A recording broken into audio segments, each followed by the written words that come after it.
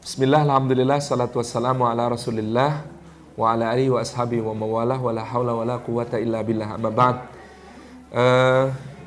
Ibu-ibu yang dirahmati Allah subhanahu wa ta'ala,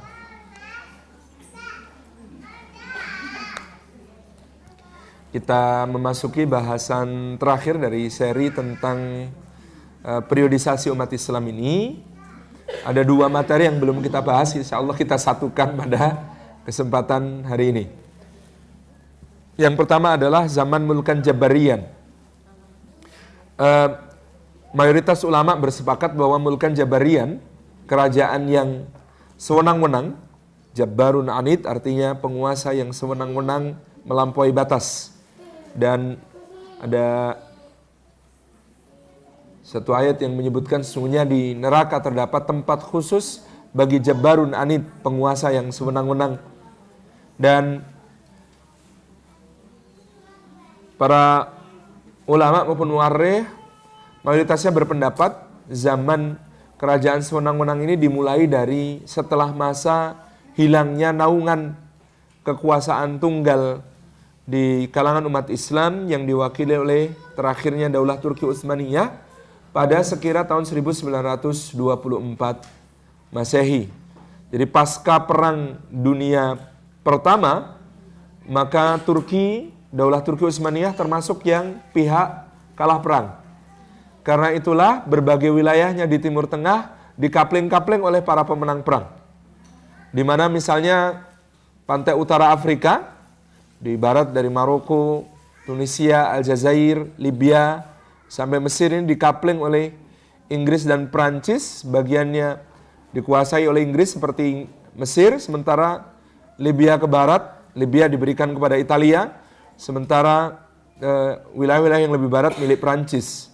Kemudian Suriah masuk ke Prancis, Irak masuk Inggris, Palestina milik Inggris, Yordania milik Inggris, gitu ya. Kemudian juga sampai ke berbagai wilayah di luar mainland Turki, ini hampir semuanya kemudian dibagi-bagi oleh para penjajah. Dan untuk mencegah di masa yang akan datang di sana terjadi penyatuan kembali wilayah-wilayah Islam ini menjadi satu kekuatan besar, maka dibangunlah semangat nasionalisme Arab. Dibangkitkanlah fanatisme Arab untuk kemudian mereka tidak mau tunduk kepada bangsa selain Arab, apalagi bangsa Turki. Maka kemudian bahkan didesainkan bendera, didesainkan lagu kebangsaan, didesainkan berbagai macam perangkat kebangsaan pada negara-negara Timur Tengah ini agar mereka semuanya memiliki ghirah asabiyah, semangat kebangsaannya masing-masing agar tidak bersatu sebagai satu kekuatan Islam. Maka dibikinkan bendera untuk Maroko, dibikinkan bendera untuk Tunisia, Aljazair, Libya, Mesir. Gitu ya. Anda kalau lihat perbatasan Mesir, Libya, kemudian nanti perbatasan Suriah, Palestina, Yordania, Lebanon, kemudian juga Irak, misalnya itu bentuknya garis-garis lurus. Kenapa kok bentuknya garis-garis lurus? Karena yang bagi penjajah, baginya kan di atas peta, tinggal tarik garis gitu ya. Tapi akhirnya menjadi satu wilayah. Beda dengan kita ini kalau hasil perjuangan ya batasnya karena kemudian batas alam, gunung, sungai, macam-macam. Ini tradisional pembatasannya gitu ya, karena tidak digaris dengan peta. Nah, inilah yang kemudian menjadikan bangsa-bangsa ini, ya Suriah ada benderanya sendiri, lagu kebangsaannya sendiri, Palestina juga begitu, gitu ya.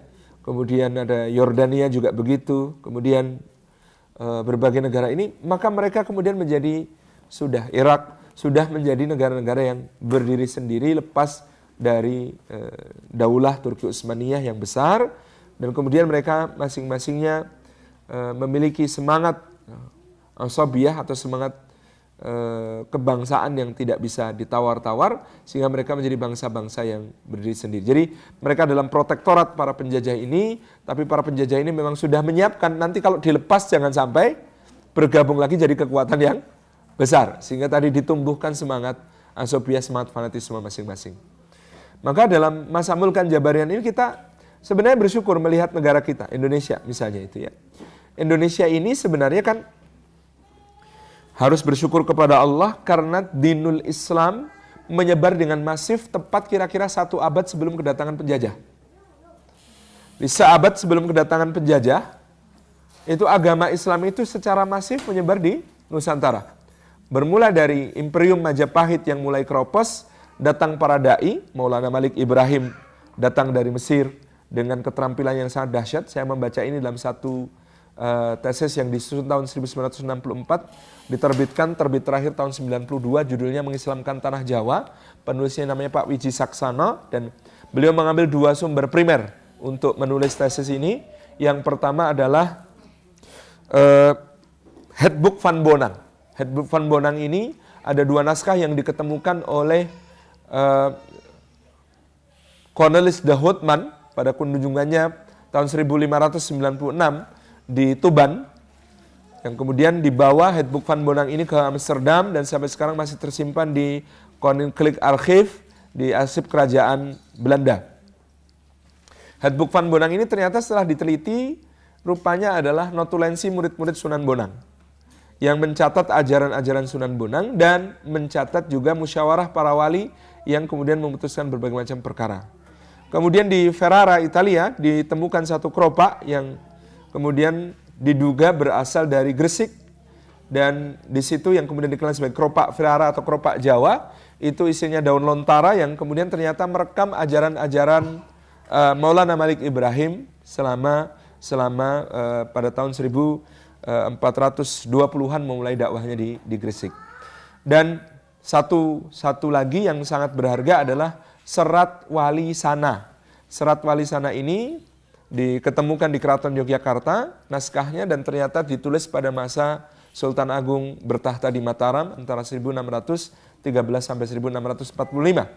Nah, isi dari Serat Wali Sana ini rupanya adalah tentang kiprah para wali, dan ternyata Serat Wali Sana ini menjadi dokumen yang sangat penting karena di situ ditunjukkan bagaimana para wali itu menyebarkan Islam dengan cara yang luar biasa.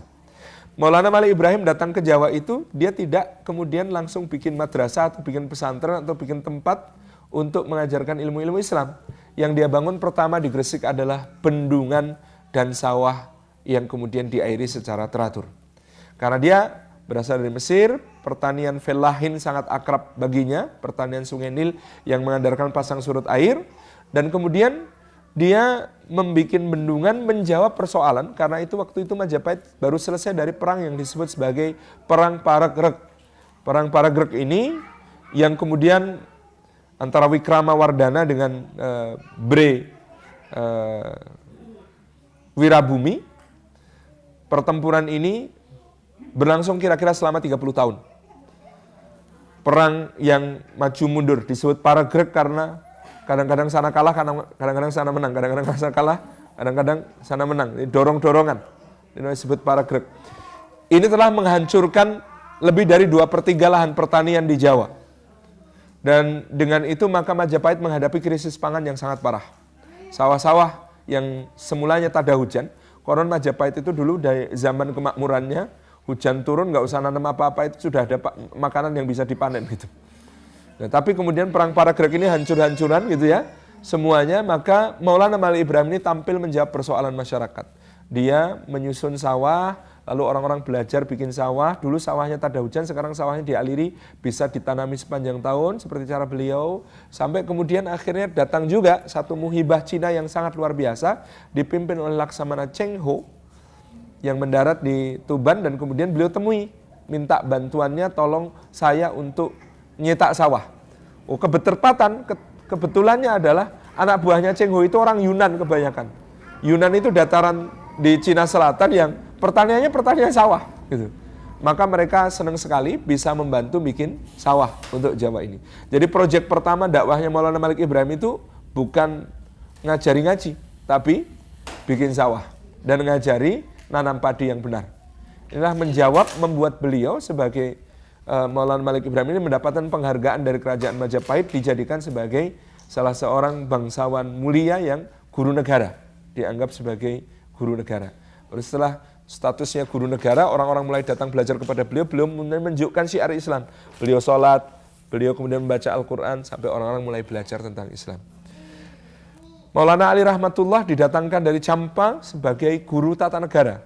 Maka dia bikin pertama sekolah tata negara, bukan sekolah Islam gitu ya. Sampai ini berangsur-angsur Maulana Aliuddin dan Taqiyuddin menata pelabuhan-pelabuhan, Maulana Utsman Haji dan anaknya Ja'far As-Shadiq yang dari Palestina menata ini tentara, karena mereka menjadi pelatih tentara Majapahit. Jadi sejak dulu yang pintar perang ternyata orang Palestina. Yang ngajari tentara Majapahit itu orang dari Palestina, yang kemudian ini nanti akan terbukti di cross check oleh sejarah dalam kerajaan Gel-Gel di Karangasem. Dalam Watu Renggong, salah seorang raja Gel-Gel itu ketika berkunjung Majapahit, pulang ke Bali disertai oleh 60 orang prajurit Majapahit yang mereka semua adalah Nyama Selam. Nyama itu saudara, Selam itu Islam. Saudara Muslim, orang Bali pertama itu adalah prajurit Majapahit yang dididik oleh Maulana Utsman Haji. Dan panjang sejarah ini sampai kemudian puncaknya adalah Giri di Gresik menjadi pusat penyebaran agama Islam. Maka pangeran-pangeran dari Banjar, pangeran-pangeran dari Kutai, pangeran-pangeran dari Ternate, dari Tidore, dari Jambi, dari Palembang, dari seluruh Nusantara belajar agama Islamnya di Giri, di Gresik. Dan madrasah Demak dengan Kadilangu, Kudus, ini semuanya menjadi tempat belajar muslimin dari berbagai penjuru Nusantara. Nah, inilah kenapa Islam masuk secara masif kira-kira 100 tahun sebelum penjajahan datang. Apa keuntungannya? Ibu-ibu perhatikan negara tempat ibu tinggal. Ketika Admiral Flinders mendarat di Adelaide, James Cook mendarat di Sydney, berapa jumlah orang aborigin? Data sejarahnya agak ngeri, karena kemudian sekarang sejarawan berdebat, angka perdebatannya adalah antara 8 sampai 20 juta orang. Banyak sekali. Berapa yang tersisa sekarang? Berapa yang tersisa? Teman-teman aborigin itu? Sedikit sekali, itu pun harus dikonservasi. Itu artinya apa? Ganas sekali yang namanya imperialisme barat itu. Dia menghancurkan begitu rupa penghidupan dan kehidupan orang-orang yang tinggal di sini. Kenapa di sini tidak bertahan, sementara Indonesia meskipun 350 tahun berjuang melawan penjajahan, eksis dan survive? Karena dia punya Islam, punya ideologi jihad, punya semangat perlawanan, bahwa mati di jalan Allah itu masuk surga. Ada tingginya, ada penghargaan tertinggi dari Allah. Makanya eksis, makanya survive, makanya bertahan. Yang di sini ini enggak. Bandingkan dengan Amerika. Ketika Christopher Columbus, Hernando Cortés, Francisco Pizarro, Amerigo Vespucci datang mendarat di Amerika, berapa jumlah orang Indian native itu? Sekarang sejarawan berdebat, perdebatannya juga angkanya ngeri, antara 50 sampai 110 juta orang. Itu benua besar dengan penduduk yang sangat besar pada zaman itu. Berapa yang tersisa? Jadi peradaban imperialisme barat ini ganas sekali pada abad-abad itu. Antara abad ke-16 sampai abad ke-20. Ini ganas sekali. Karena mereka bukan cuma ke dunia baru itu, bukan cuma membawa semangat imperialisme untuk mengeruk segala kekayaan dan membunuh orangnya, tapi membawa penyakit. Mereka datang membawa penyakit. Mereka datang membawa penyakit. Penyakit-penyakit dari Eropa itu mewabah di Amerika, membunuh jutaan orang. Itu yang terjadi gitu. Itu yang terjadi. Jadi kita bisa membayangkan, alhamdulillah atas berkat rahmat Allah yang maha kuasa dan dengan didorongkan oleh keinginan luhur supaya berkehidupan kebangsaan yang bebas gitu ya. Maka rakyat Indonesia itu yang menakjubkan adalah berbedanya dengan bangsa-bangsa Arab yang ketika dijajah berubah dari satu kekuasaan, satu kesatuan menjadi banyak negara. Indonesia itu ba'da dijajah dengan pertempuran, dengan perang, dengan perjuangan, itu dari banyak kerajaan berubah menjadi satu negara. That's very special gitu. Itu sangat istimewa. Indonesia itu sangat istimewa. Negara-negara lain itu dijajah, itu dipecah-pecah jadi kecil-kecil. Indonesia ini lucu. Habis dijajah malah bersatu jadi negara besar. Maka para ulama di Timur Tengah, kenapa harapannya sangat besar kepada Indonesia untuk nanti memimpin peradaban Islam di akhir zaman? Karena memang banyak yang istimewa dari Indonesia ini. Banyak sekali hal yang istimewa. Kita ini luar biasa survive. Makanya sekarang kenapa saya seneng rajin menjalin hubungan dengan Turki, itu saya cuma mau nyala-nyalain Turki sedikit supaya dia mau ngajarin banyak hal kepada kita. Nyala-nyalain maksudnya gimana? Kami ini dijajah gara-gara kalian. Kok bisa? Ada ceritanya, Bu. Jadi, pasar rempah-rempah dunia itu dulu pusatnya Konstantinopel. Suppliernya padahal dari mana? Nusantara. Jadi yang namanya pala itu dulu cuma ada di Banda. Yang namanya cengkeh itu dulu cuma ada di Ternate. Kalau lada agak menyebar di seluruh Indonesia, tapi barang-barang ini secara luar biasa itu bergerak ke barat dengan berbagai macam jalur. Dan itu memperkaya sepanjang wilayah ini.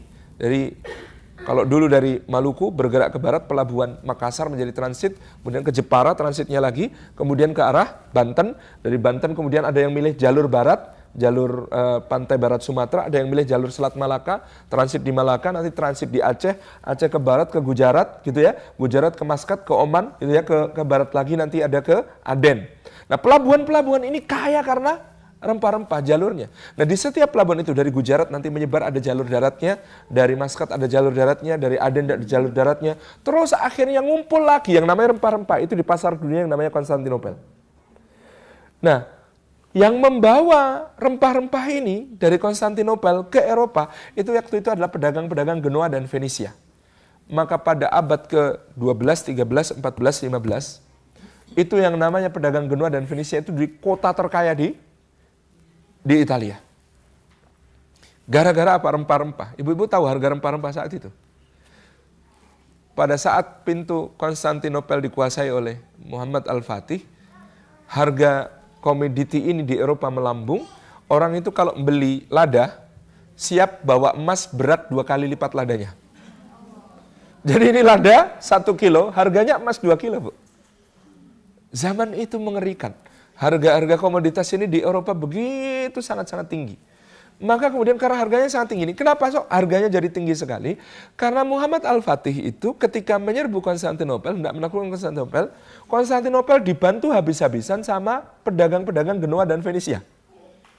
Maka begitu Konstantinopel dikuasai, apa keputusan Muhammad Al-Fatih? Salah satunya adalah pedagang Genoa dan Venesia ditutup aksesnya dari pasar rempah-rempah Konstantinopel.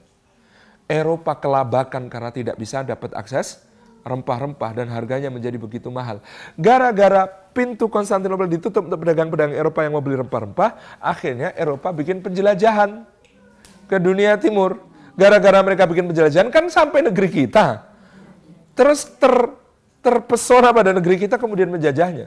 Jadi secara tidak langsung yang bikin Indonesia dijajah itu Muhammad Al-Fatih gitu. Ini orang Turki harus ngerti. Saya kemarin presentasi di Lembaga Heritage Nasional Turki, mereka melongo. Hah? Gitu. Jadi gitu ya. Nah, kami tidak ingin menyalahkan kalian, gitu kan.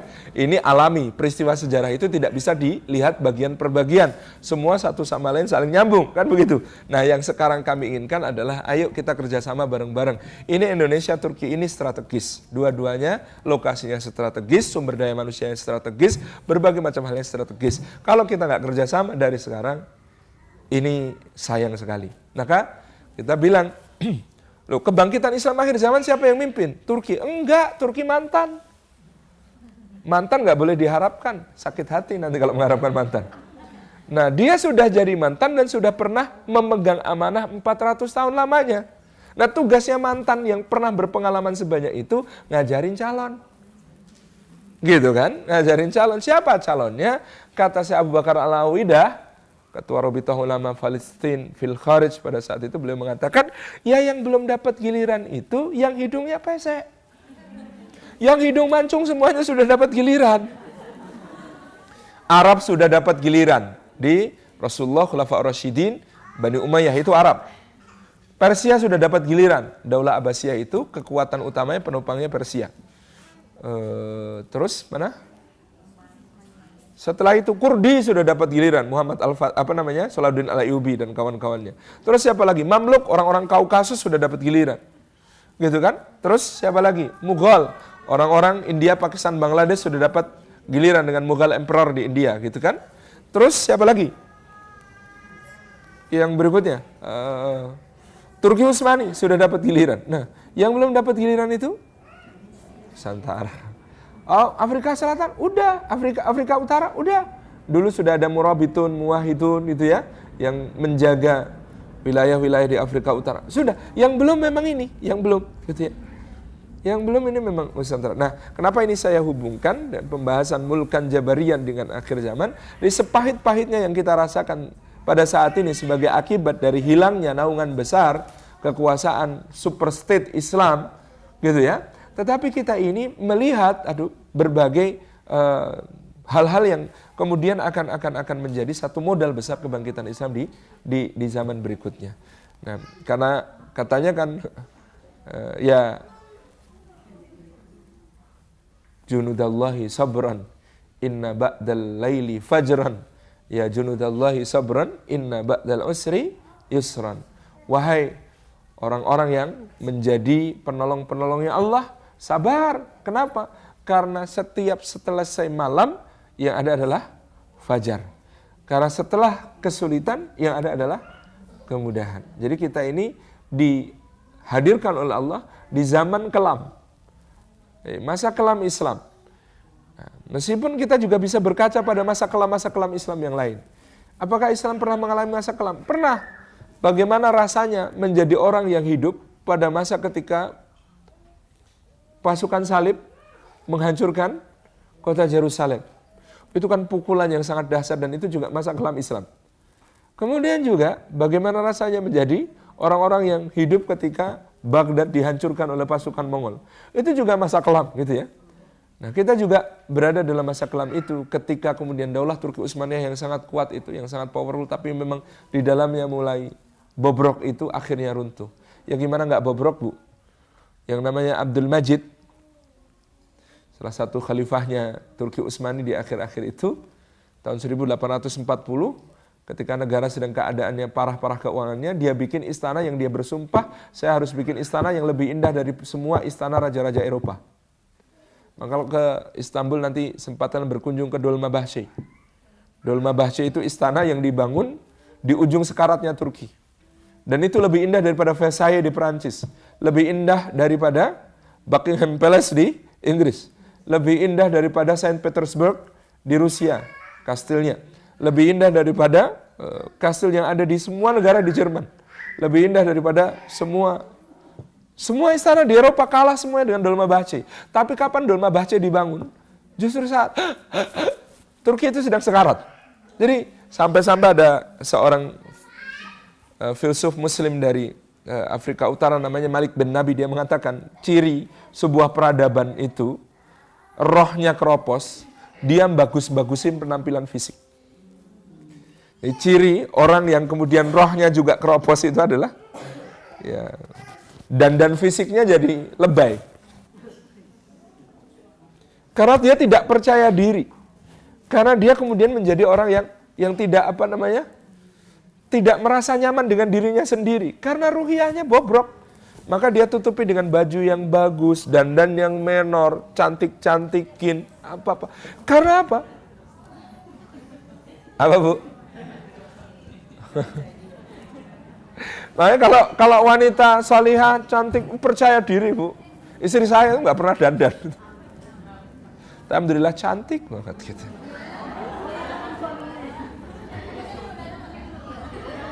Mau lihat fotonya? Nantilah. Boleh. Lihat di Instagram aja ada foto istri saya. Tapi nggak banyak, nggak suka difoto dia. Jadi itulah yang terjadi gitu ya pada masa kelam Islam itu. Nah, Rasulullah SAW menggambarkan kita di zaman ini, ibu-ibu yang dirahmati Allah, kita di zaman ini kan seperti buih, gitu ya, seperti buih. Nah, buih itu apa? Banyak tetapi tidak berharga, banyak tetapi tidak bernilai. Kita ini Masya Allah di Indonesia sendiri kita merasakan yang seperti itu gitu ya. Meskipun kita ini sebagai satu bangsa masih alhamdulillah dalam satu kesatuan. Kita sebagai satu bangsa masih ada harapan ke depannya. Kita melihat bagaimana orang berkumpul sebegitu banyaknya ketika peristiwa terjadi di Jakarta misalnya. Ini harapan. Tetapi sekaligus kita prihatin gitu ya.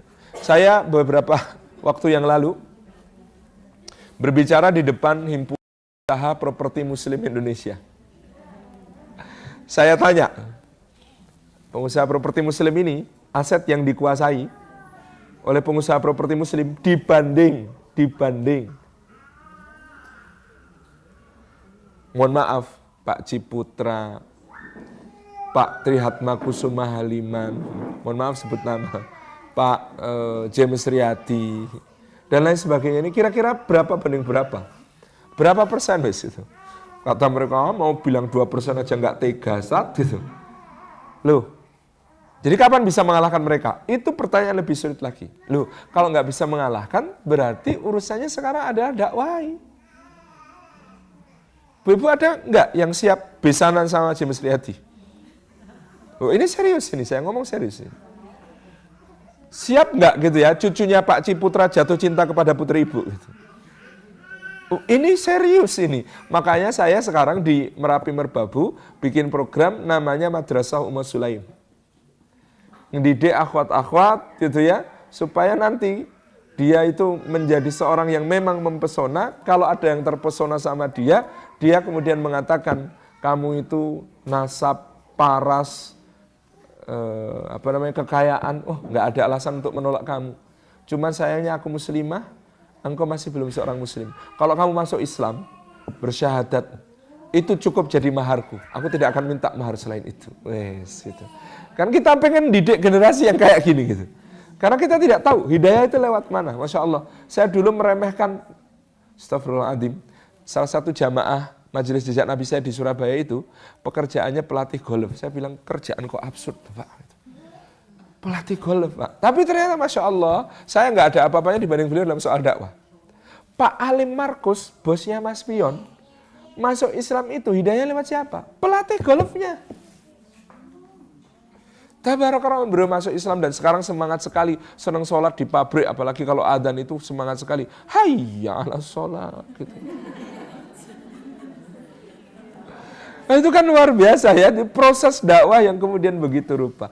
Nah, jadi zaman kelam ini, Mulkan Jabarian ini, di satu sisi ini begitu banyak hal yang membuat hati kita teriris-iris, tetapi di sisi lain kita melihat begitu banyak peluang-peluang untuk membuka pintu-pintu kebaikan ke arah masa yang akan datang.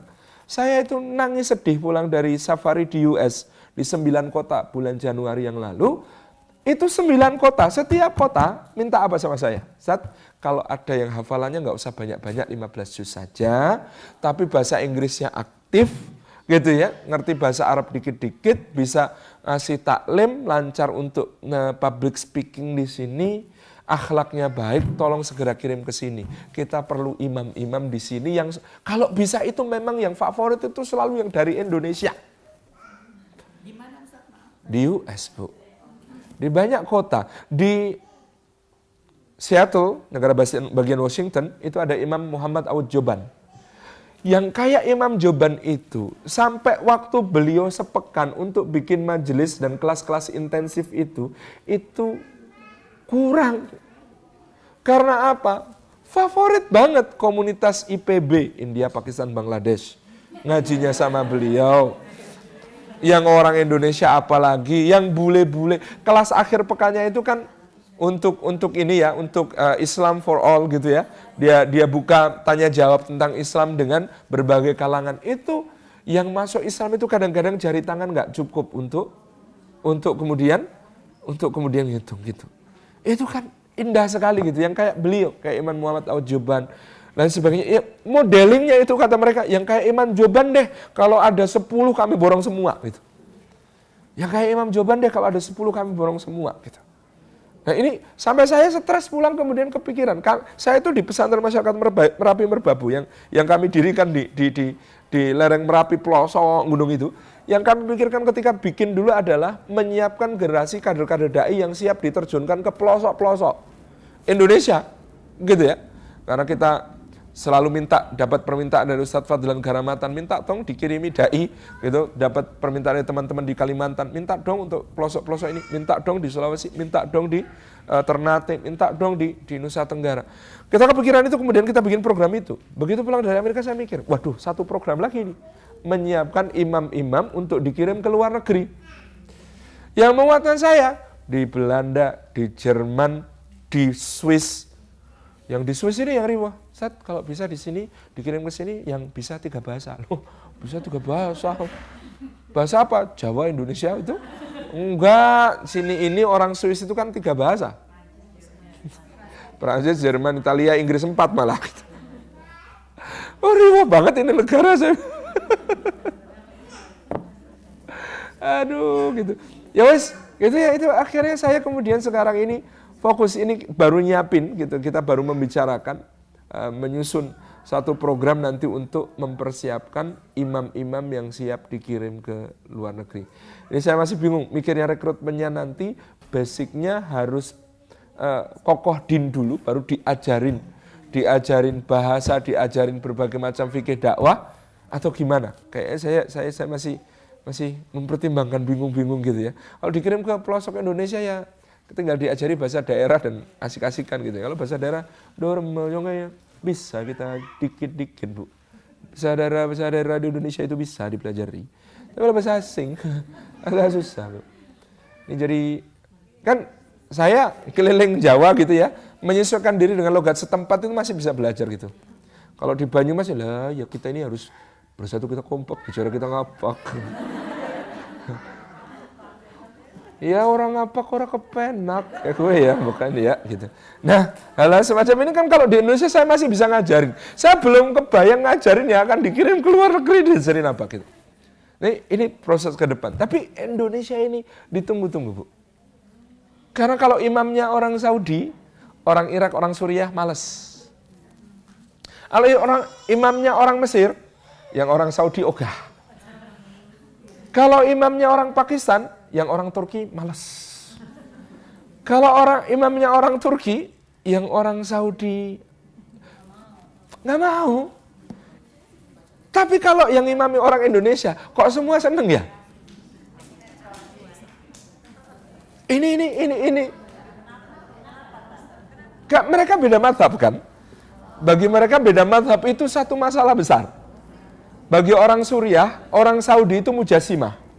Bagi orang Suriah, orang Saudi itu orang yang suka memperupakan Tuhan dengan rupa manusia. Dan itu dosa besar. Bagi orang Saudi, orang Suriah itu ahli bid'ah gitu. Dan bid'ahnya parah gitu ya. Jadi wirid-wirid dzikir ala Suriah itu lebih dahsyat daripada wirid-wirid dzikir ala Indonesia gitu dalam berbagai sisinya. Nah, orang Indonesia ini kan iya, enggak, iya, sama, enggak, gitu kan. Kita nggak sibuk dengan perbedaan-perbedaan itu. Kita fokus pada isu-isu yang lebih besar gitu. Nah, kekuatannya teman-teman komunitas Indonesia berbagai negara itu yang saya lihat termasuk di Inggris, di Jerman itu pada bidang dakwah. Jadi kalau desain acara dakwah itu dahsyat. Teman-teman di Newcastle itu ya, itu sampai teman-teman komunitas muslim dan negara lain itu geleng-geleng tentang Indonesia. Kalian itu ada saja idenya. Masa dakwah ala orang Indonesia itu ya berkunjung ke panti jompo. Ini remaja-remaja kita, student-student kita itu dengerin curhatnya para jompo Inggris gitu ya. Sampai akhirnya nanti nonton syahadat itu. Ada imam namanya Abdul Basit, itu imam Masjid Raya Newcastle, orang India itu sampai tanya sama saya, kok bisa sih orang Indonesia kepikiran dakwai jompo? Kan nggak strategis dakwai jompo. Sebentar lagi kan meninggal gitu. Nah, tapi kata teman-teman Indonesia, kata Abdul Basit, teman-teman Indonesia itu jawabannya luar biasa. Lawang satu orang itu dapat hidayah melalui engkau lebih baik daripada dunia seisinya. Itu orang jompo Inggris kalau kemudian syahadat kan lebih baik daripada dunia seisinya. Kalau lebih baik daripada dunia seisinya, begitu dia dikuburkan, maka tanah Inggris ini subur untuk dakwah. Itu logikanya gitu ya. Kemudian mengenalkan program halal untuk ke sekolah-sekolah gitu ya. Jadi kita harus meredefinisi halal. Halal itu bukan muslim meal. Perhatikan, halal itu bukan muslim meal. Kalau kosher itu jus meal ya, jelas ya. Kosher itu pengertian juz mil. Tapi halal itu perhatikan ayat Qur'annya. Hampir semua itu memanggilnya ya ayuhan nas. Wahai manusia, kulu mimma razaqnakum halalan thayyiba. Makanlah dari sebagian yang kami rizkikan kepada kalian dengan hal yang thayyib. Yang dipanggil itu manusia, bukan cuma muslim. Nanti makan halal itu tugas untuk semua manusia. Maka muslim jangan mengklaim ini muslimil. Bukan, halal adalah high quality food. Yang namanya halal itu sembelihannya bagus, kualitas dagingnya terbaik, dimasaknya enak, kan itu. Itulah yang kemudian menjadi dasar pemikiran mengenalkan halal ke sekolah-sekolah, gitu ya. Kalau di Amerika malah ada the halal guys, gitu ya. The halal guys yang nasi dicampur sayuran dikasih sambel itu ya, dressingnya itu, terus sama daging iris-irisan yang sangat enak itu, yang antri-antri orang beli dan 95% konsumennya bukan muslim. Kenapa dakwah itu strategis? Karena orang itu kalau makan halal hatinya lembut. Kalau hatinya lembut mudah menerima kebenaran. Jadi kalau Anda berhasil membuat semua orang Australia itu makannya halal, gitu ya, oh insya Allah soal waktu. Itu. Jadi di Amerika juga mikirnya begitu, di Inggris juga mikirnya begitu. Jadi kemudian gerakan donor, jadi muslim itu di Newcastle bikin gerakan donor darah. Karena apa? Darahnya muslim itu darah sehat. Nggak mungkin narkobaan, nggak mungkin alkoholan, gitu ya, nggak mungkin suntik-suntian, nggak mungkin tato-tatoan, gitu. Itu. Jadi sampai komunitas muslim di Newcastle itu dapat penghargaan dari Palang Merah Inggris Raya.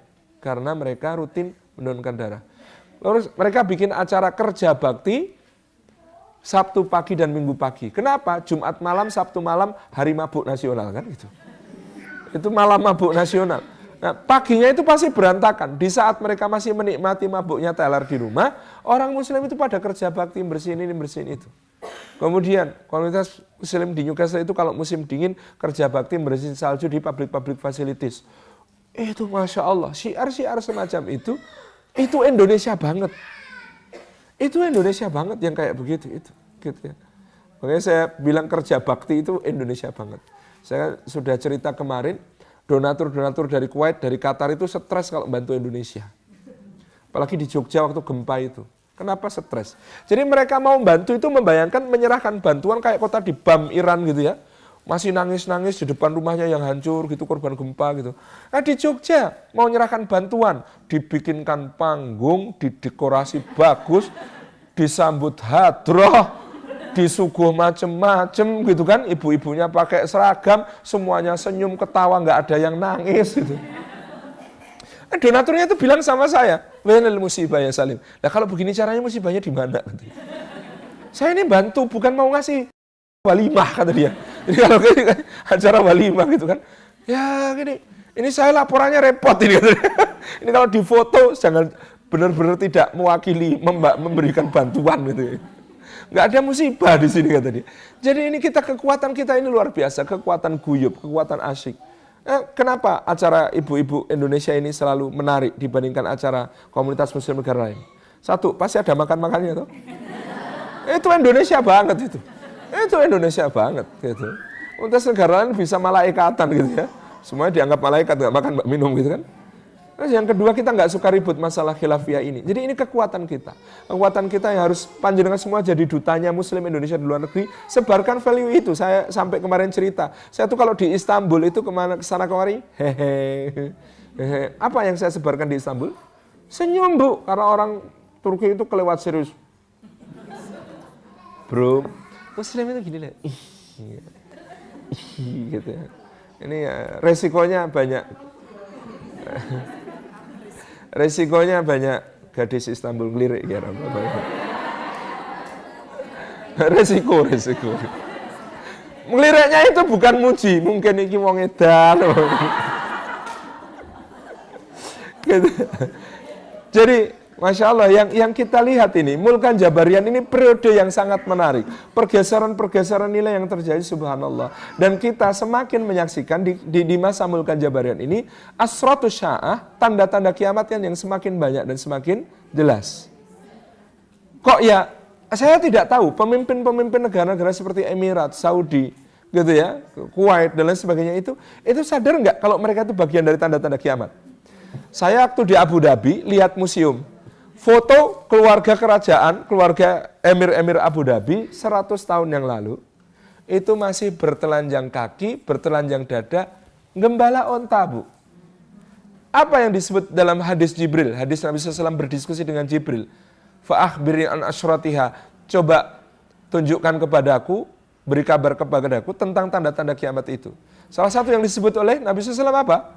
Kalau kamu lihat antara ya, seorang gembala kambing, al-ura, telanjang dada, tidak pakai alas kaki, gembala onta, gembala kambing, ya tatawaluna fil bunyan, berlomba-lomba meninggikan bangunan. Lah, 100 tahun, jangan 100, 50 tahun yang lalu, tahun 70-an itu, 60-an, 70-an itu, pemimpin-pemimpin Emirat itu, masih itu, gembala onta, bertelanjang dada, nggak pakai alas kaki gitu. Sekarang sudah kayak bangun apa tuh? Subhanallah, Burj Al Arab di Dubai, sebentar lagi akan ada Sky Tower di Jeddah, sebentar lagi akan ada di Riyadh juga begitu, di Kuwait City juga begitu. Saya kadang-kadang bertanya-tanya, mereka itu ngerti nggak sih mereka itu bagian dari tanda-tanda kiamat itu? Ya tatawaluna fil bunyan. Ini hal seperti itu. Jadi saya ditanya, kalau begitu kiamat sudah dekat. Dari dulu sudah dekat. Dari zaman Rasulullah SAW yang namanya kiamat itu sudah tinggal segini. Kan sekarang nggak mungkin begini. Pasti lebih dekat lagi. Ya, zaman Rasulullah kiamat sudah dekat. Sekarang pasti lebih dekat lagi dan tanda-tandanya juga sudah banyak yang tampak. Tapi intinya kita menuju kepada satu zaman yang kita berharap kejayaan Islam itu akan dipelopori. Nah, saya baru dapat hadisnya menarik sekali. Kemarin ketemu Ustadz Iwan Kurniawan LC, beliau menyampaikan satu hadis. Hadis ini sudah lama saya dengar, tapi baru pemahaman ini baru saya dengar dari beliau. Iman itu akan kembali ke Madinah seperti kembalinya ular ke sarangnya. Iman itu akan kembali ke Madinah seperti kembalinya ular ke sarangnya. Saya bertanya, apa relevansinya hadis itu dengan negara kita? Kata beliau, ular itu perilakunya kembali ke sarang sesudah mencapai jarak terjauh yang lebih jauh daripada yang ditempuhnya kemarin. Ya, ular itu kalau pergi jauh, dia balik ke sarang. Nah, pergi berikutnya itu hampir selalu lebih jauh daripada pergi yang pertama. Jauh, pulang, jauh, pulang. Nah, maka pemahaman hadis itu, ini yang dimaksud ular ini adalah ular yang tinggal di gurun. Karena Rasulullah kan berbicara tentang konteks alam padang pasir gitu ya. Ular gurun itu begitu. Kalau ular tropis saya nggak tahu. Tapi kata beliau, ular gurun itu perilakunya begitu. Dia pergi hari ini segini, maka hari berikutnya lebih jauh. Hari berikutnya makin jauh. Hari berikutnya makin jauh baru kembali ke sarang.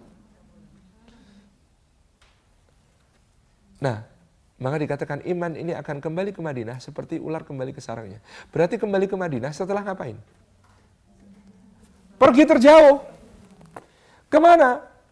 Dia pergi ke terjauh. Negeri kita, Bu. Iman itu pergi terjauhnya ke negeri kita. Ukur jaraknya kalau nggak percaya. Tempat yang masif beragama Islam terjauh dari Madinah. Mana itu? Nusantara. Kalau sini kan belum masif, Bu. Kalau sini belum masif. Yang masif gitu.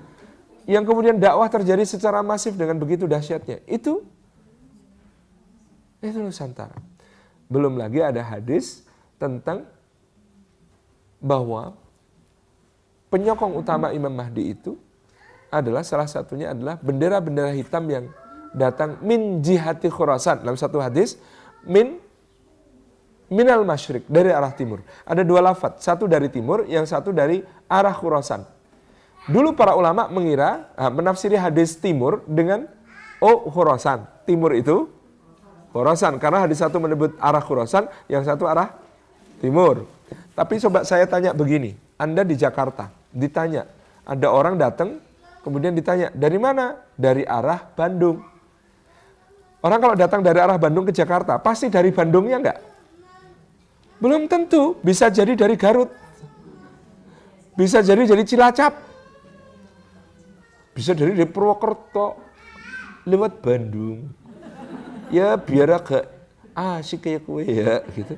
Lewat Bandung dulu. Jadi menyebut dari arah Khurasan itu kira-kira exactly dari Khurasan apa enggak? Enggak selalu. Bisa jadi dari belakangnya Khurasan. Khurasan itu mana?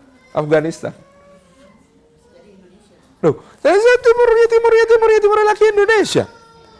Kata Ustadz Fadlan Garamatan, orang pertama kali yang sholat di muka bumi itu orang Papua. Iya, yang pertama kali sholat di muka bumi itu orang Papua. Karena orang Papua sudah subuh, orang Mekah masih isya.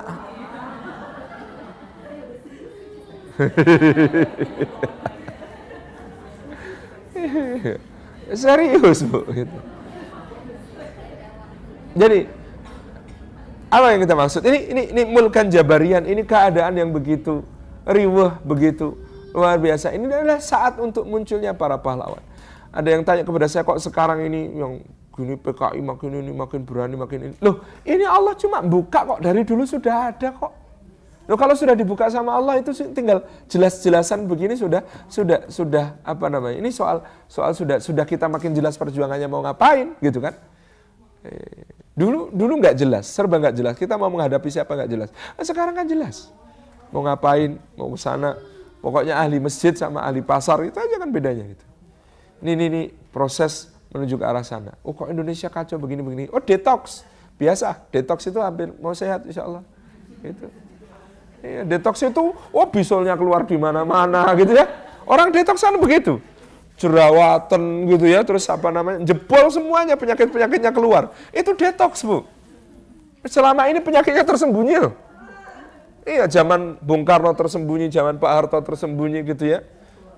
Sekarang keluar penyakitnya. Itu kan detox gitu. Itu detox, muntah-muntah dikit nggak apa-apa. Mencret sedikit diare nggak apa-apa gitu ya. Asal detox gitu. Itu limbung sempoyongan dulu nggak apa-apa. Yang penting besok sehat, insya Allah gitu kan. Ini proses kita menuju ke sana. Maka siapkan generasi anak-anak kita, siapkan generasi penerus kita, gitu ya. Pegang dengan iman yang sebetul-betulnya. Mereka mungkin akan mengalami masa di mana orang Indonesia ini amat sangat dicintai, dirindui dimanapun. Dunia berubah, Bu. Di Eropa berubah, gitu ya. Di Inggris berubah, di Amerika berubah. Sebentar lagi di Inggris yang dominan itu bukan lagi logat British English yang Harry Potter, gitu, bukan lagi. Sebentar lagi yang dominan di Inggris logatnya, hey brother, I want to tell you something. And this is very important. You can see chapter 25. Iya kan? Logat bahasa Inggris di pantai timur, pantai barat Amerika. San Francisco, Los Angeles. Sebentar lagi itu bukan American English yang Faris fasih banget itu. Karena 6 tahun di sana. Sebentar lagi logatnya, oh my sister, your bed is very nice but the breast make me crying Kak the price gitu kan. Jadi berubah. Sebentar lagi orang Jerman itu mayoritas bukan yang kayak Angela Merkel, tapi yang kayak Mesut Ozil.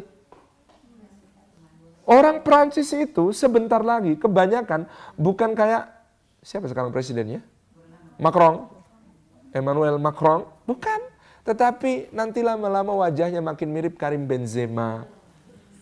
Coba bayangkan, angka kelahirannya kayak apa? Orang Eropa asli, yang ngaku asli itu, orang Prancis yang Nordik gitu kan, itu angka kelahirannya 1,2. Artinya dalam 10 keluarga hanya ada 12 anak. Sementara imigran Maroko, Tunisia, Aljazair di Prancis, itu angka kelahirannya 8,1. 10 keluarga ada 81 anak. Kan berubah secara demografi. Tapi kan pertanyaannya siapa yang kelak akan membimbing mereka, mendidik mereka? Adakah negara yang concern tentang itu? Gitu ya. Jadi kita ini sudah dijuluki oleh Syekh Fuad Salim Al-Kandari. Indonesia ini sebentar lagi akan menjadi jazirah penghafal Quran. Kori Indonesia itu kan makin mendunia. Coba, Ibrahim Fadlanul Haq itu, yang anak Balikpapan itu 2 tahun yang lalu masih ke rumah saya itu malu-malu nggak berani ngomong. Sekarang sudah punya channel bahasa Turki. Sekarang sudah punya channel bahasa Inggris. Sekarang sudah punya channel. Muzamil Hasbalah itu 4 tahun yang lalu saya ngisi di ITB, gitu ya, program Ramadan, itu ya. Dia ngimami, gitu ya. Dia ngimami, gitu ya. Itu orang masih belum kenal siapa Muzamil Hasbalah, gitu kan. Oh, hebat sekali, bisa ada Salim Afilah dia yang disuruh imam, dan macam-macam. Komentarnya masih begitu. Sekarang followernya Jutaan orang. Korek-korek baca Indonesia, Ibrahim, Muzammil, Taqi Malik itu, di channel-channel Arab, di YouTube, Masya Allah, diputar dan semua orang mengatakan Masya Allah, kemana pemuda Arab? Masya Allah, kemana pemuda Arab? Indonesia, Bu. Mereka sedang merintis jalan, anak-anak ibu semua insya Allah yang nanti akan mengisi dakwah sejati di berbagai macam tempat itu. Ini serius, ini saya bicara serius. Saya dikira bercanda ketika mengatakan harapan internasional itu di Indonesia. Saya nggak bercanda, saya serius sekali. Gitu ya, saya serius sekali. Gelombang ketujuh, saya menyebutnya gelombang ketujuh kebangkitan Muslim Indonesia. Kita ini unik sekali, kita generasi terakhir yang secara massal masuk Islam.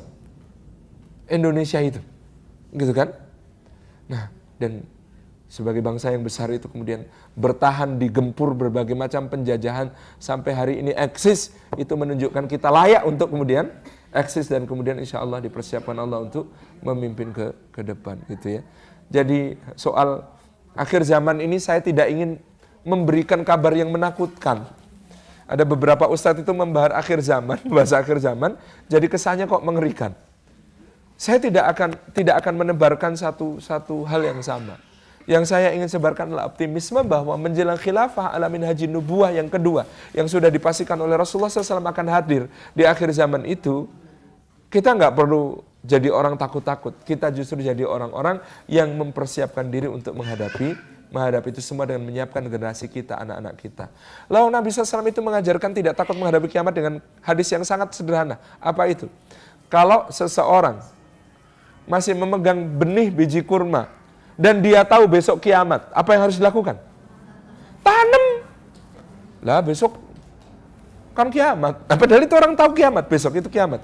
Tapi nanam biji kurma padahal tahu besok kiamat itu tuntunannya Nabi SAW. Lah kok kita cuma baca hadis tentang kiamat terus, udah nggak usah reko-reko, yang penting sekarang kita menyelamatkan iman keluarga kita, gini nggak usah mau. Lah ini salah setting mentalnya. Jadi kita itu menghadapi kiamat itu, Masya Allah, kita ini dengan optimisme. Kita ini di akhir zaman. Nah, ada hadis yang menggambarkan kita. Nabi SAW ditanya, siapa yang imannya paling kuat? Sahabat menjawab malaikat. Ya jelas malaikat imannya kuat. Kenapa? Ya memang tidak didesain untuk bisa maksiat. Imannya kuat. Kalau begitu para nabi dan para rasul, betul para nabi dan rasul itu imannya paling kuat. Tetapi mereka, bagaimana mereka tidak beriman? Lah dapat wahyu sih. Ngerasain sendiri dapat wahyu. Terus sahabat lagi bertanya, loh kalau begitu siapa ya Rasulullah? Kami. Pede kalian gitu kan. Iya kalian melihat aku. Lihat bagaimana wahyu turun, aku bacakan untuk kalian. Gimana kalian gak beriman? Kata Nabi SAW. Kalau begitu siapa yang imannya kuat? Yang paling jauh jaraknya dariku tapi masih bisa beriman kepada aku, itu yang paling kuat. Nggak lihat aku gitu ya. Di akhir zaman dengan godaan yang begitu banyak, itu imannya kuat berarti. Lepas jaraknya dari Nabi SAW begitu jauh, tetapi kita semua masih bisa beriman seperti ini nikmat yang sangat besar dari Allah Subhanahu Wa Taala. Padahal ada orang ketemu Rasulullah namanya, jadi ingkar kafir, ada yang munafik gitu ya. Masya Allah, masih kita berada dalam keadaan yang sangat-sangat harus kita syukuri. Jauh sekali dari Nabi SAW, tetapi masih dikaruniai iman oleh Allah Subhanahu Wa Taala. Maka insya Allah imannya kuat. Kalau MH Ainun Najib katanya, orang-orang itu menghadapi kiamat kok takut. Kalau saya ini menghadapi kiamat itu hadis-hadisnya tak cermati, saya punya cita-cita. Apa cita-citanya? Takut nggak Bu sama Dajjal? Ada hadis tentang Dajjal ya. Hadis tentang Dajjal itu ada satu orang yang diperintahkan Dajjal untuk mengakui bahwa dia Tuhan. Kata orang itu, tidak, kamu adalah Dajjal. Lalu orang ini dibunuh oleh Dajjal. Itu kata apa namanya? Hadisnya itu kan orang ini ada yang digergaji, dibelah oleh Dajjal supaya aku akan membunuhmu dan aku akan menghidupkanmu lagi supaya kamu bersaksi bahwa aku Tuhan. Kemudian orang ini dibunuh. Kemudian sama Dajjal dihidupkan lagi. Kemudian saksikanlah bahwa aku ini Tuhan. Kata orang itu, tidak, kamu Dajjal. Nah yang kedua, Dajjal mau bunuh orang ini lagi, tapi nggak bisa. Nah kata MH Ainun Najib, cita-cita saya itu jadi orang itu. Gitu. Itu kan menghadapi dengan optimisme yang luar biasa gitu ya. Oh cita-cita saya itu jadi orang itu. Gitu. Kenapa kita nggak bercita-cita jadi orang itu yang kemudian mempersaksikan bahwa Dajjal itu memang Dajjal dan bukan Gusti Allah, gitu kan? Bahwa Dajjal itu Dajjal dan memang bukan Gusti Allah. Kita tahu tanda-tandanya, kita tahu ciri-cirinya. Rasulullah sudah sebutkan. Nanti tinggal itu, yakin saja dengan hadis itu kita tahu. Mbok dipateni Dajjal nanti dihidupkan lagi. Pokoknya dia Dajjal, gitu. Clear, habis perkara, gitu. Masya Allah, aku tok darani wedi Dajjal, sadron gitu kan. Nih, jangan kemudian menghadapi ini dengan ketakutan yang berlebihan. Kematian itu pasti gitu ya, kematian itu pasti. Tapi bagaimana kita mempertahankan iman dengan yakin kepada Allah Subhanahu wa taala, menghidupkan iman ini dengan ya taklimnya ibu-ibu seperti ini, tausiah satu sama lain. Kekuatan kita di akhir zaman inilah kekuatan berjamaah. Kekuatan berjamaah, saling menasihati satu sama lain, saling menguatkan satu sama lain, saling menopang satu sama lain, kan begitu di dalam nih. Makanya kenapa Indonesia lagi-lagi punya hal itu. Ini saya kemarin bulan yang lalu ikut daurah Baitul Maqdis itu makin gemes. Kenapa? Karena para syekh yang mengisi daurah Baitul Maqdis itu dari ISRA, Institute of Islamic Jerusalem Research Academy, Islamic Jerusalem Research Academy, dari Rabitah Ulama'i Filistin fil Kharij, dari Akademi Bina Ulama gitu ya, dan Al-Jami'ah At-Tajdid Al-Alami Lit-Tajdid, kemudian Rabitah Ulama Syam. Semua ngisi daurah itu, kesimpulannya Al-Aqsa binti Dhoril Aqsa. Al-Aqsa itu selalu menanti pejuang dari tempat yang jauh. Tidak ada sejarahnya orang Palestina yang membebaskan Masjidil Aqsa itu, tidak ada sejarahnya. Jadi makanya sampai para masyayikh dan Palestina itu, kami ini sedang meyakinkan rakyat kami. Sebagian itu sok-sokan, kami yang akan membebaskan Masjidil Aqsa. Kaum muslimin di seluruh dunia cukup doakan saja. Kata beliau Belgedes. Tidak ada sejarahnya. Masjidil Aqsa itu dibebaskan oleh orang Palestina sendirian, apalagi. Enggak ada sejarahnya. Sayyidina Umar bin Khattab membebaskan Masjidil Aqsa. Kemarin ceritanya apa? Datang dari jauh. Masjidil Aqsa itu nama yang dipilihkan Allah di surah Al-Isra ayat 1. Di ayat Al-Quran ada 2 ayat lagi nyebut tentang Al-Aqsa. Kapan itu? Surah Yasin ayat 20, surah Al-Qasas ayat 20. Waja'a min aqsal madinati rajulu yas'a qala ya qaumi tabil mursalin. Waja'a rajulun min aqsal madinati yas'a qala ya Musa innal mala'ak layak tamiruna bik liyaqtuluk fakhruj innilaka minan nasihin. Jadi kata mereka, ada 2 ayat lagi yang menyebut Aqsa dalam Quran itu selalu menceritakan tentang seorang pejuang yang datang dari jauh. Dan datang dari bagian yang sangat jauh dari kota itu. Seorang lelaki bergegas-gegas. Dia mengatakan, wahai kaumku ikutilah para utusan Allah. Dan datang seorang lelaki dari bagian kota yang sangat jauh itu. Mengatakan kepada Musa, wahai Musa segeralah pergi karena pembesar-pembesar negeri sudah berunding, mereka sepakat untuk membunuhmu. Sungguh aku ini termasuk orang yang memberi nasihat kepadamu. Dua-duanya, yang satu ini mendukung perjuangan para rasul sampai syahid, yang satu menyelamatkan nabi terbesar Bani Israel, Musa alaihissalam, untuk nanti bisa berjuang. Dan ini dia mendapatkan gelar nasih dari Allah, orang yang tulus. Kalian, kata para masyayikh itu, adalah orang-orang dari negeri terjauh dari Baitul Maqdis saat ini, dan kalian di hati kami lebih dekat dari semua bangsa Arab. Kata orang Palestina gitu ya, ini orang Indonesia ini selalu bikin terenyuh kalau datang, bantuannya sedikit gitu. Iya kan sedikit kita yang bawa gitu ya, Masya Allah. Saya itu tahun 2012 itu bingung, mana yang dibantu, bawa 7 miliar, itu ya, berlima, masuk ke Gaza. Alhamdulillah waktu itu Presiden Mesir masih Mursi, jadi kita dibantu untuk masuk ke Gaza. Enak gitu. Nah begitu sampai di Gaza, 7 miliar oleh penduduk Gaza diminta apa? Kami tahu ini dari keringat-keringat kalian yang paling ikhlas kepada Allah. Kami bagi 2 ya, separuh tolong titip untuk warga Suriah ya. Warga Suriah menderita seperti kami, tapi lebih parah. Tolong dibantu. Dikasih 3,5, mereka terima, 3,5 mereka berikan. Kami H-1 pulang diundang oleh Perdana Menteri Ismail Haniyah. Ternyata rakyat Gaza saat itu mengumpulkan donasi untuk Suriah. Dan kami dititipi 10 miliar. Jadi kami bawa berangkat 7, bawa pulang 10,5. Kan itu bikin, ya Allah. Ini gimana logikanya? Jadi kita itu kalau ketemu sama orang Palestina, kita bingung. Siapa yang dibantu, siapa yang membantu. Nggak jelas. Itu cerita Masya Allah yang luar biasa. Sampai sekarang makanya kita ini senang sekali berinteraksi dengan orang-orang Palestina ini. Ketulusan mereka luar biasa. Cara mereka bersikap, cara mereka berjuang. Tapi mereka apa yang dikatakan? Kami nunggu kalian. Jadi Al-Aqsa itu binti dari Al-Aqsa. Coba lihat di surah Al-Isra lanjutannya. Itu lagi-lagi bikin saya gemes. Kenapa? Penghukum Bani Israel kalau menyimpang selalu Allah pilih dengan kata-kata uli ba'sin syadidin. Uli ba'sin syadidin, pemilik kekuatan yang sangat dahsyat. Siapa itu uli ba'sin syadidin? Nah ternyata ba'sun syadid itu muncul lagi di surah, selain surah Al-Isra, muncul di surah Al-Hadid. Wa anzalnal hadida fihi ba'sun syadidun wa manafi'ul linnas. Kami turunkan besi, dan ternyata memang menurut para pakar pertambangan, besi itu bukan unsur yang berasal dari bumi, memang turun dari langit. Sekarang Google sudah merencanakan pertambangan besi di asteroid, gitu ya. Mau ikut saya? Pertambangan besi di asteroid, gitu ya. Besi itu turun ke bumi, diturunkan Allah fi ba'sun syadidun, di dalamnya terdapat kekuatan yang sangat besar. Masa tahu besi kekuatannya sangat besar? Apa sih dari besi yang kekuatannya sangat besar? Coba buka lagi buku kimia SMA kita. Apa yang menjadi bagian tertinggi kalau digrafikkan dari unsur besi? Apa, Bu? Yang sarjana kimia ada nggak?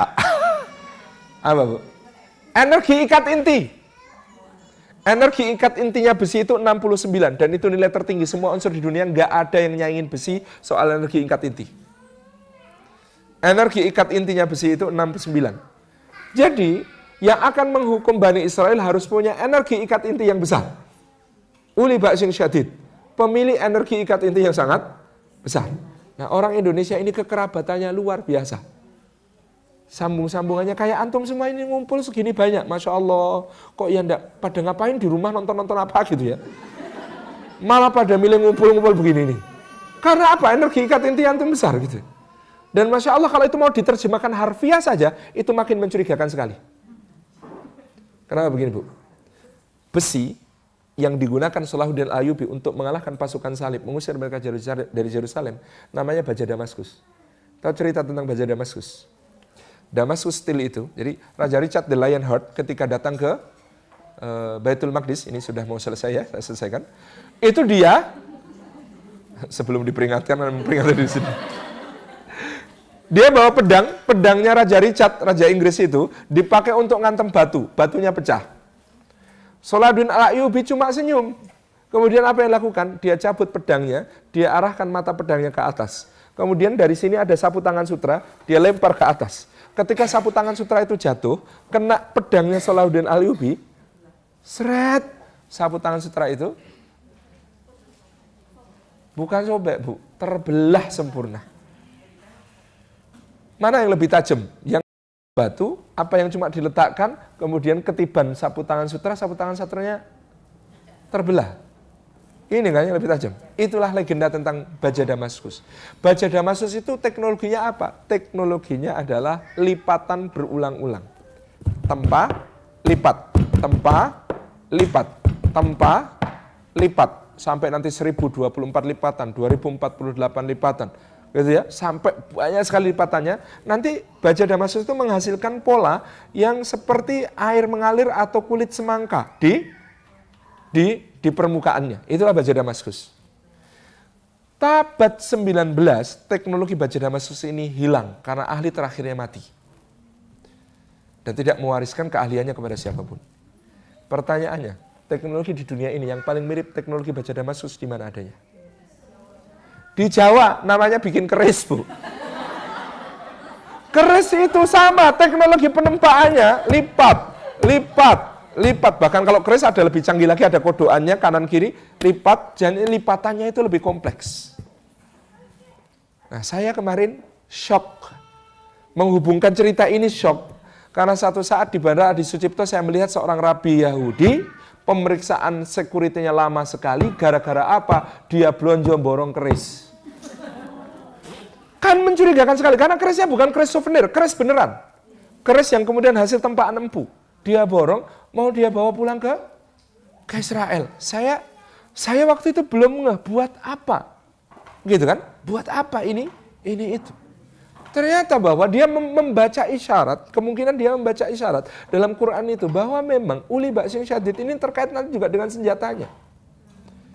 Jangan-jangan dia punya teks mungkin ya, punya teks di dalam kitab sucinya yang menyatakan pohon gorkot hanya bisa ditembus pakai keris itu.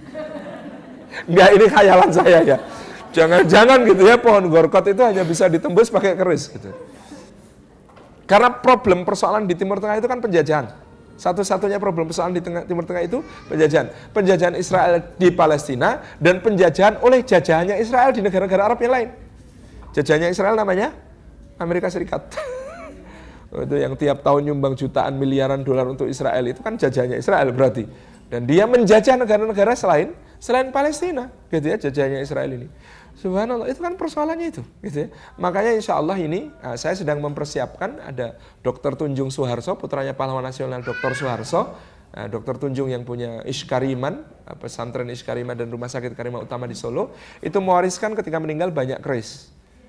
Bukan karena beliau klinik, tetapi beliau memang kolektor benda seni. Nah, alhamdulillah kemarin dilelang beberapa. Nah, ada yang kita sisakan beberapa yang bagus. Akan kita hadiahkan satu untuk Presiden Recep Tayyip Erdogan, satu keris, dan satu akan kita hadiahkan untuk Ismail Haniyah. Sudah disiapkan. Jadi yang untuk Recep Tayyip Erdogan itu kerisnya namanya Singo Birowo. Dibuat zaman Sultan Agung ternyata. Hasil pengecekan dari lab dan seorang ahli tentang keris dibuat zaman Sultan Agung. Kita akan bikinkan sandangan atau bikinkan aksesorisnya, wadahnya dan sebagainya yang terbaik untuk menandai juga revitalisasi hubungan Yogyakarta dengan Turki Utsmani pada masa lalu, Kerajaan Mataram dengan Turki Utsmani. Yang satu lagi adalah dapur cengkrong, buatan zaman Sunan Bonang di Tuban. Itu akan kita berikan kepada yang tokoh yang lebih ulama, yaitu Ismail Haniyah sebagai hadiah, gitu ya. Siapa tahu lihat Ismail Haniyah sama Erdogan di foto pegang keris itu sudah cukup bikin para rabi Yahudi gemeteran itu. Ya, itu penting itu, insyaallah gitu. Ini endingnya intermezzo guyonan tetapi serius. Gitu ya. Mudah-mudahan ibu-ibu semuanya kita mempersiapkan akhir zaman ini bukan dengan rasa pesimisme, bukan dengan rasa ketakutan, tetapi dengan rasa optimisme dan mendidik keluarga kita dalam iman, dalam ilmu, dalam akhlak. Insya Allah. Terima kasih. Assalamualaikum warahmatullahi wabarakatuh.